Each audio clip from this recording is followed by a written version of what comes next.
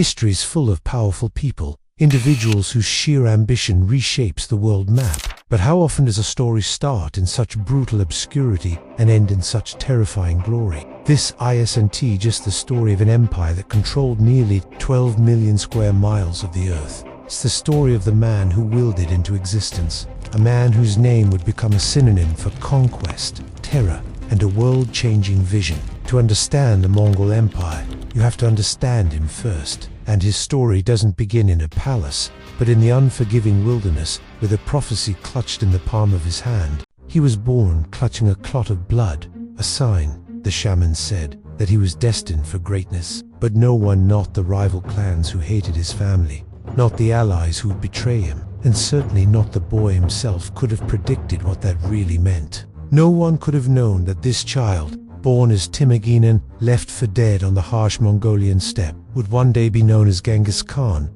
the universal ruler who would bring the world to its knees.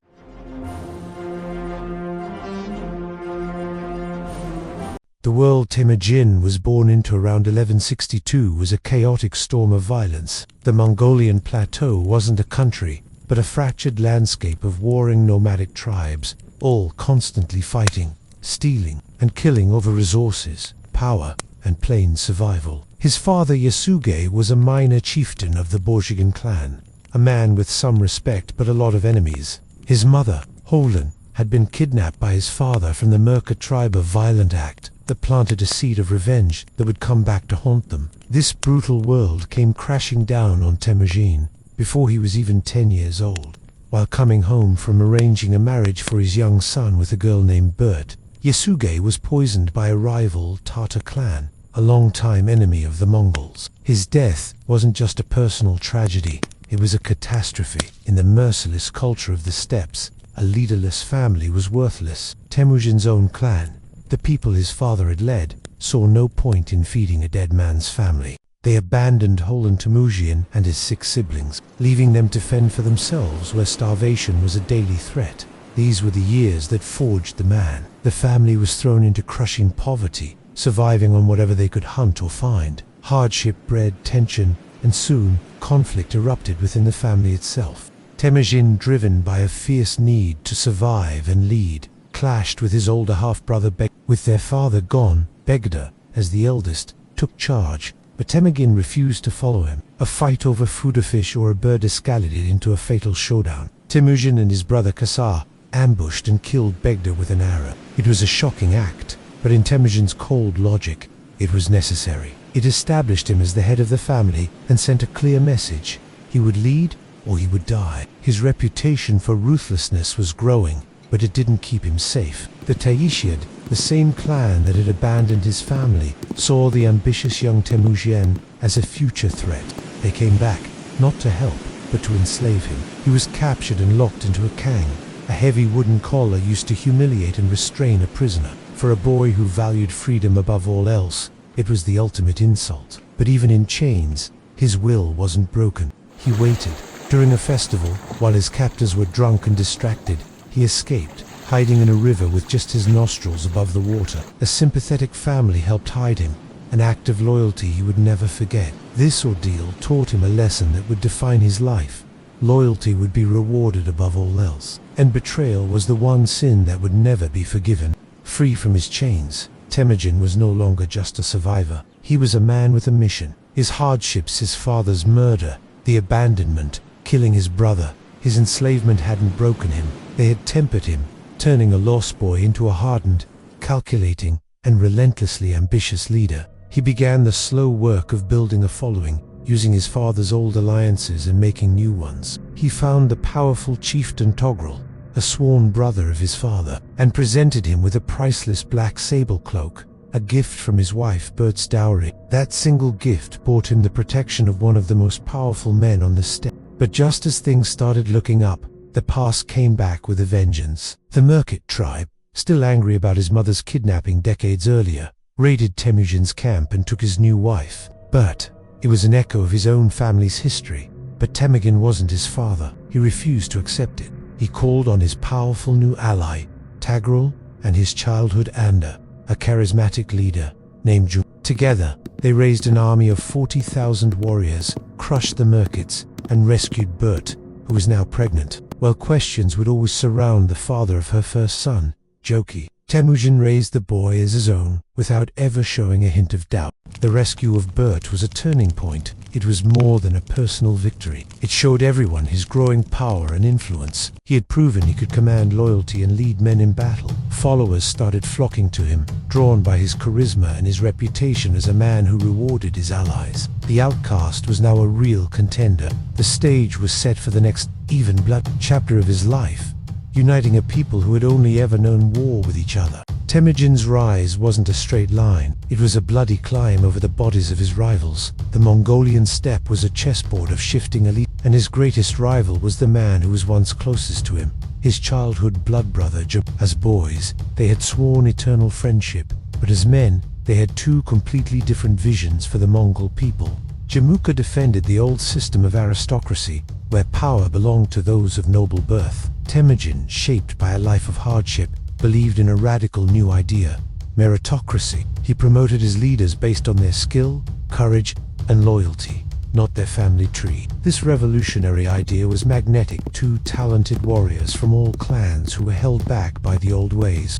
The rift between the two friends finally exploded into open war. For years, they fought a brutal civil war that pitted Mongol against Mongol. In 1201, a coalition of tribes who feared Temujin's growing power elected Jamuka as their or universal ruler, forming a powerful alliance against him. But Temujin, with his ally Togrul, took them apart piece by piece. He first crushed the Tatars in 1202, the tribe that had murdered his father. In a chilling act of revenge, he reportedly had every Tatar male taller than a cart's axle pin executed, wiping out their military power and absorbing the rest of the tribe into his own forces. He then turned on the Taishiid, the clan that had enslaved him, and reportedly had their chiefs boiled alive.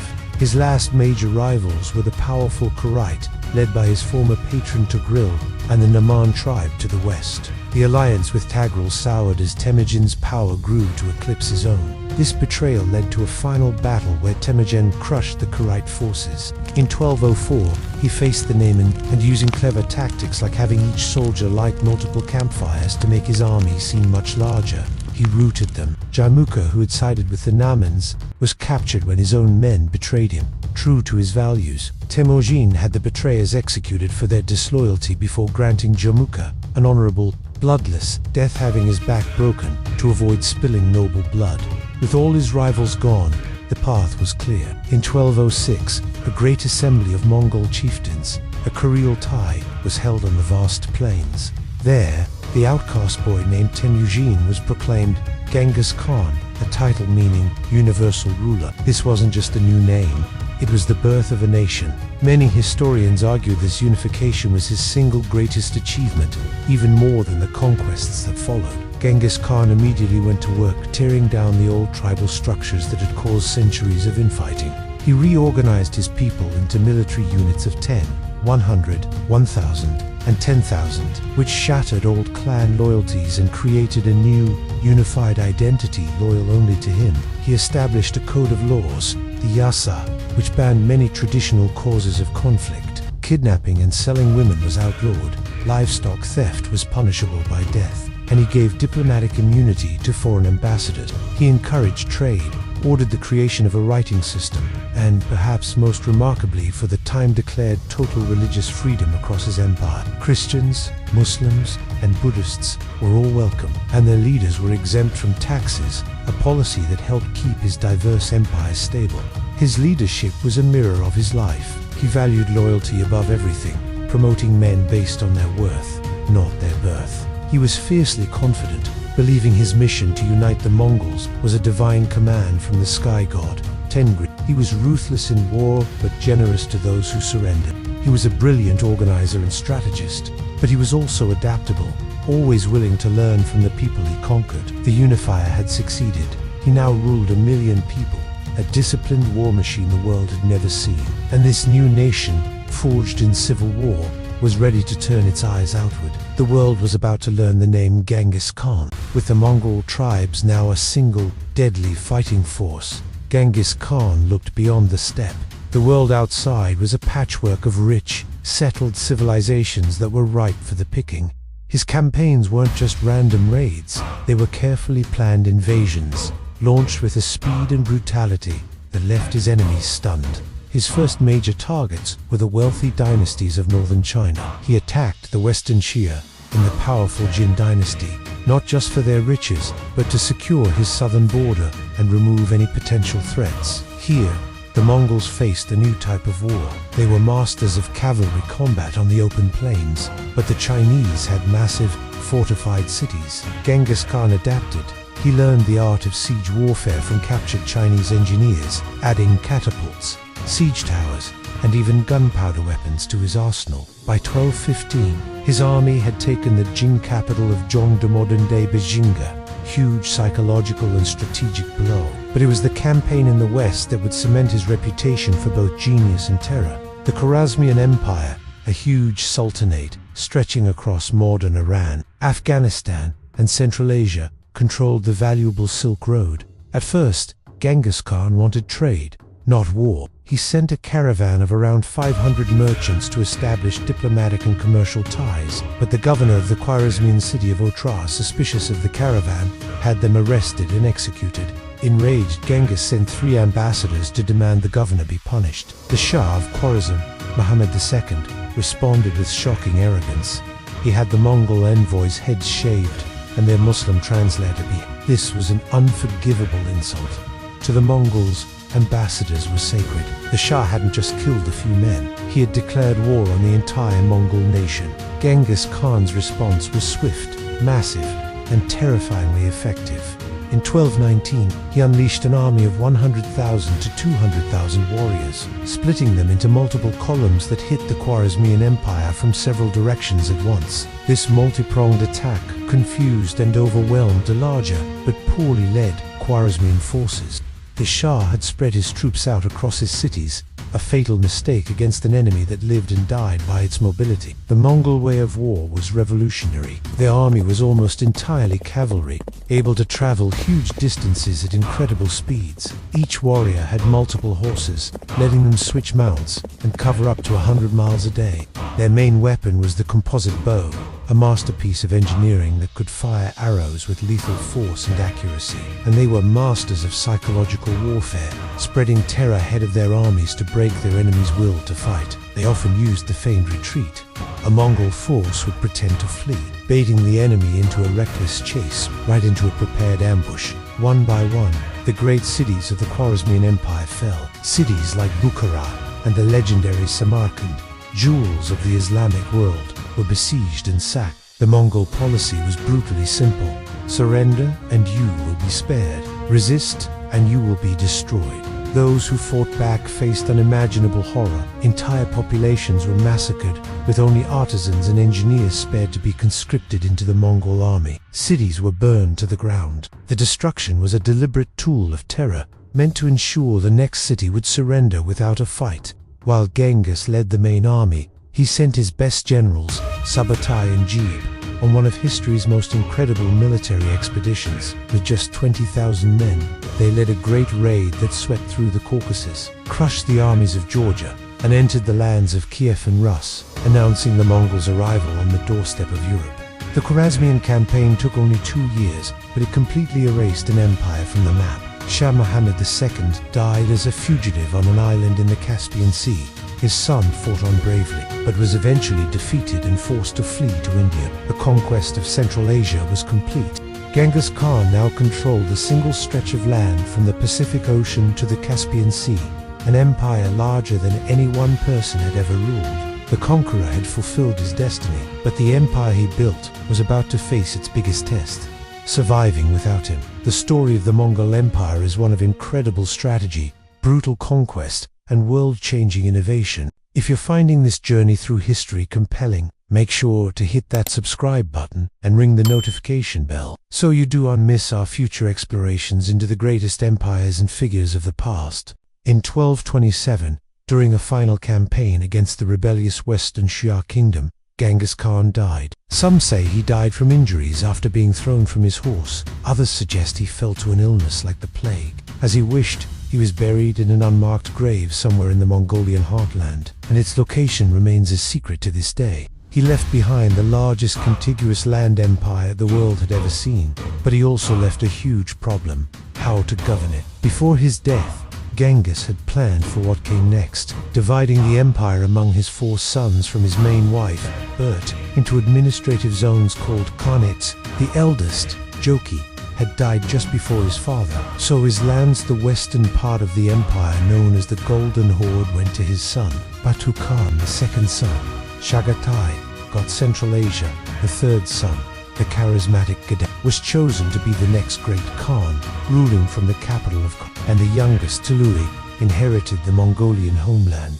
For a while, the system worked. Under Gadai Khan, the Mongol conquests continued. Batu Khan's Golden Horde swept into Russia and Eastern Europe, sacking cities like Kiju and pushing to the borders of modern Poland and Hungary. In the east, the conquest of China, started by Genghis, was finally finished by his grandson, Kublai Khan, who established the Yuan dynasty in 1271. The Ilkhanate, ruled by another grandson, who conquered Persia and sacked the great city of Baghdad in 1258. At its peak, the Mongol Empire created a period of unprecedented peace and trade known as the Pax or Mongol Peace. The Silk Road was reborn, and goods, technologies, and ideas flowed freely between East and West. But the seeds of the empire's destruction were planted in its very creation. The unity that Genghis Khan had forced upon the Mongols couldn't be maintained by his descendants. After Gadai's death in 1241, succession disputes began to tear the empire apart. The grandsons of Genghis Khan were more interested in their own khanates than in loyalty to a great Khan in some distant capital. The Toluid Civil War, which broke out after Mangi Khan's death in 1259, shattered the dream of a unified empire for good, leading to open war between the rival Khans. The empire had fractured into 4 separate, often warring, states: the Yuan dynasty in China, the Ilkhanate in Persia, the Chagatai Khanate in Central Asia, and the Golden Horde in Russia. This political split was followed by a cultural one. Over time, the Mongols started to blend into the cultures they had conquered. The Ilkhanate Mongols adopted Islam and Persian customs. The Yuan rulers in China became more and more Chinese, adopting their systems and culture. The nomadic warriors who had conquered the world were becoming settled rulers, and in the process, they lost the unique military edge that had made them unstoppable. The empire also buckled under enormous pressure. The conquests had caused huge population and agricultural declines in many areas. The Black Death, which erupted in the mid-14th century, spread like wildfire along the very trade routes the Mongols had protected, wiping out populations and crippling the Khanates. Failed military campaigns, like Kublai Khan's 2 disastrous attempts to invade Japan, both famously thwarted by typhoons, the Japanese called kamako, or divine winds, showed that the era of Mongol expansion was over. The end came quickly. In 1368, a Chinese rebellion overthrew the Yuan dynasty, establishing the native Ming dynasty. The Ilkhanate dissolved into smaller states. The Golden Horde held on the longest, but eventually fell apart in the 15th century, pressured by the rising power of Russia. The vast empire built by one man had crumbled in just a few generations. The legacy of Genghis Khan and the Mongol Empire is as vast and complicated as the lands they ruled. Too many. He's a ruthless tyrant whose armies killed millions. Yet, he's also seen as the visionary leader who united a broken people, created the largest land empire in history, and passed laws that promoted trade, communication, and religious tolerance on a scale the world had never seen before. The empire he built connected the world, sparking an exchange of culture, technology, and ideas that would change the course of human history, from a blood clot in his fist to a world at his feet. The story of Temujin is a brutal, terrifying, and awe-inspiring lesson on the power of a single, unstoppable will.